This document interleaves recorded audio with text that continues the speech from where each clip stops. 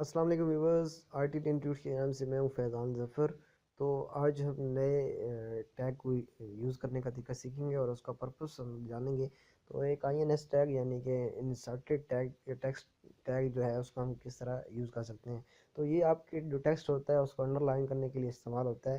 तो mostly del tag और जो आईएनएस टैग यानी इंसर्टेड टैग होता है, अंडरलाइन टैग, ये दोनों सेम लाइन के अंदर इस्तेमाल होते हैं।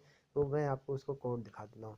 तो सबसे पहले हम देखते हैं दिस इज़, मैं कुछ भी लिख देता हूँ, एक और चीज़ लिखता हूँ। मैं यहाँ पे आपको एक ऑफ़र बनाती हूँ, लास्ट टाइम हमने एक ऑफ़र बनाई थी तो उसी को हम कंटिन्यू करते हैं। ऑफ़र प्राइस, इसके अंदर हम ऐड कर देते हैं ये डेल टैग जो हमने लास्ट टाइम ऐड किया था।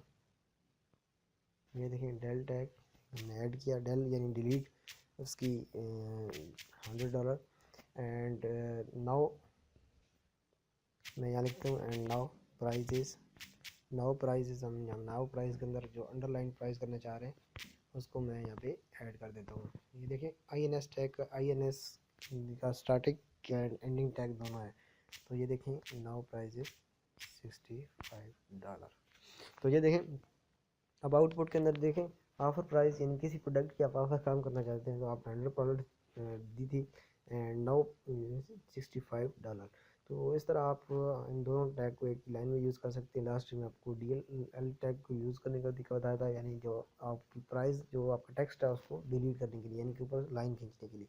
और जो INS यानी इंसर्टेड टेक्स्ट टैग जो है ये आपके टेक्स्ट के नीचे लाइन लगाने के लिए। I hope you understand this. Thanks for watching. अल्लाह हाफिज़।